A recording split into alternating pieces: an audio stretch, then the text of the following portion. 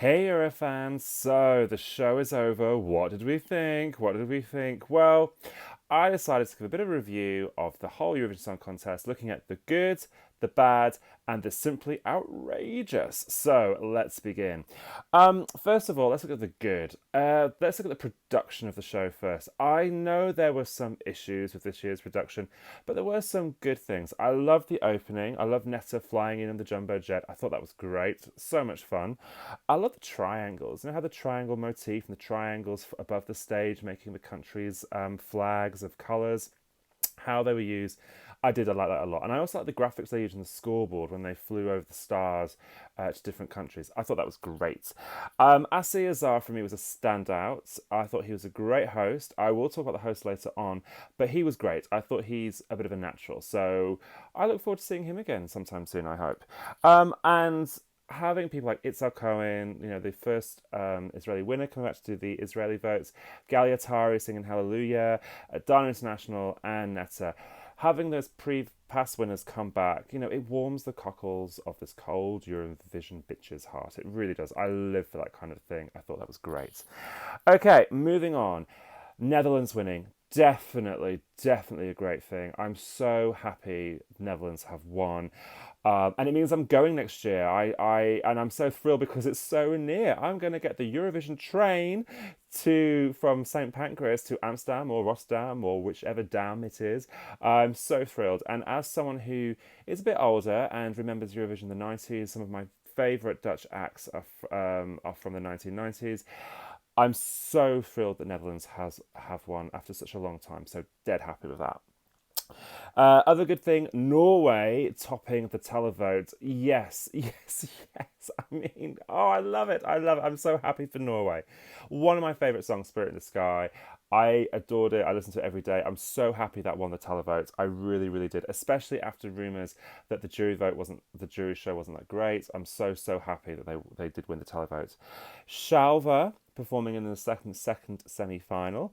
The group with the disabilities who are so talented, and I mean, they were great. They brought a tear to the eye. They were so good, and I would love to have seen them in the final. I think in some way, but they for me were the stars of semi-final two, and I'm so happy that we got to see them. And I'm gonna say also, I did enjoy. Was it the Rachel Aiden project who performed in the final? That was good. That was a good performance. I did enjoy that. Verka singing Toy. I mean. If anyone can sing Toy other than Netta, it's Verka, and we all love it when she comes back. So that was great. I gotta say, Conchita looked a hot mess. She did. Sorry, she absolutely did.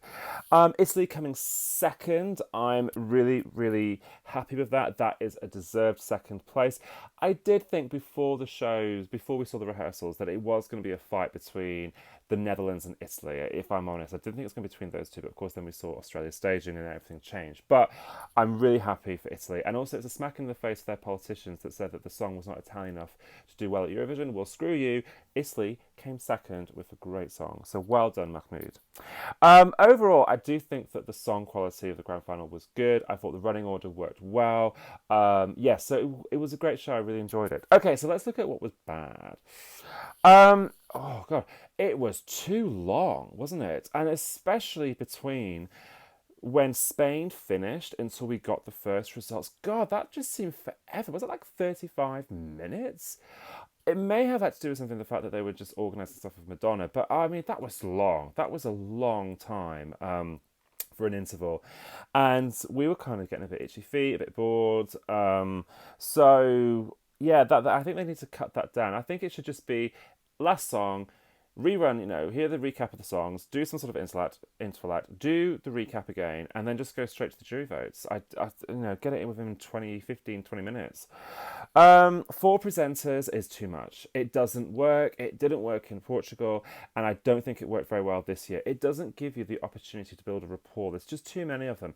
Having two presenters, I think, is the best way forward. And I think that really, Aziz Azar and I think Bar Raphael, the blonde lady, I think those two would have just been better, just the two of them. So hopefully next year in Nederland, we just get two presenters, please, just two. Whether it's two girls, two boys, a boy and a girl, whatever, or maybe just one. I mean, Petra Mede did a great job on her own, so it can be done. Okay, Australia's televote. I'm putting this as a bad because I think that there is a problem with Australia at Eurovision. I There are sentiments that Australia isn't in Europe. Why is it in Eurovision? Why do they take part? And I think that Australia twice now have put on a song that was worthy of a win, Dammy in 2016, and last night's song for Katie Miller Hiker. That staging from Katie was literally out of this world. It is the best staging I have ever seen at Eurovision for a song, and I'm being brutally honest. I think it was fabulous. And if you can't win with stuff like that, if you can't win with Dammy In because the televote is just not enough, I think there's a problem. I think there's a real problem with Australia and the televote. And they didn't do well with the jury. They came, was it sixth for the jury? So yeah, I think getting an Australia win seems to be near on impossible. I do. The discrepancy between the jury vote and the public vote. North Macedonia doing exceptionally well in the jury vote, and then Czech Republic doing very well in the jury vote, and then Czech Republic getting like 7 points. I mean, the discrepancy is huge. It reminds me of Sweden last year, and of course North Macedonia didn't get a lot of. Did they get like 54 points or something in the televote? So huge discrepancies. I did hope that the UK would get a bit more in terms of jury votes. I was expecting a crash and burn in the televoting, but in the jury votes with Michael Rice's voice, I did think we would get not a lot more, but a bit more at least. So I was disappointed, but I'm going to talk about the UK in much detail over the summer. And Greece and Cyprus voting for each other, 12 points in the juries. I thought those days were gone. Like, oh, I know, and it really borderlines outrageous. I am tired of that crap. I am tired of Cyprus and Greece every year giving each other 12 points. And so is the audience. Listen to the boos when it happened. It just does my head in. It does. Okay, look at the outrageous now. The outrageous. Going back to the production, there were some big camera shot fails last night, and I'm particularly looking at Estonia's performance. Did you see it? There was this one bit where there were loads of flags in the way and the camera just stood still, and then there was another shot where it just went to the floor, or was it like the stage was empty? There were some big fails, and then in the cuts between the presenters and other presenters or whatever, they were all over the place, I've never seen at Eurovision that many camera shot fails. I know there's always one or two that don't go in time. Someone's not where they're meant to be, or they've gone too early. But I mean, there must have been 10, at least 10 last night. So that's outrageous. Madonna, she was rubbish. She was pants. When she started singing like a prayer, God, we were all just cringing. Like, oh God, man, like. She was rubbish. That was not whatever they paid. It wasn't worth it. I'd get your money back. I mean, God love her. I've seen her in concert before, and she doesn't have a great singing voice live. She doesn't. She's more of a performer, and it was just naff. It was naff.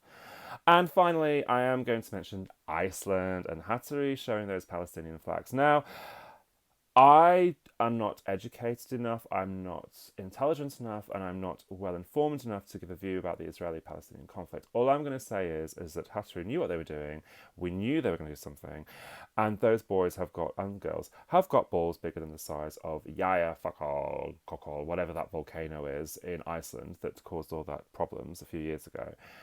Eurovision is not meant to be a political contest, but it blatantly sneaks in many times over. And I think that it's always a shame when politics seems to get involved of the coming together and of the spirit of the contest. Now, but what I will say on a good note is that last night was a huge shout out to empowerment and coming together, whoever you are, wherever you are welcome at Eurovision. And for me, that is the strongest message of all. And long may that message go on. I adore the Eurovision Song Contest. Even though the UK came last, I will never stop loving the Eurovision Song Contest. They would have to carry me off in a grave first. But anyway, that's what I think. What did you think of last night's show? Let me know. And although Eurovision season is now at a close, I'll still do videos. I love doing them. I love talking to you guys. And summer is here, so let's enjoy the summer and take care, guys. I'll speak to you soon. Bye bye.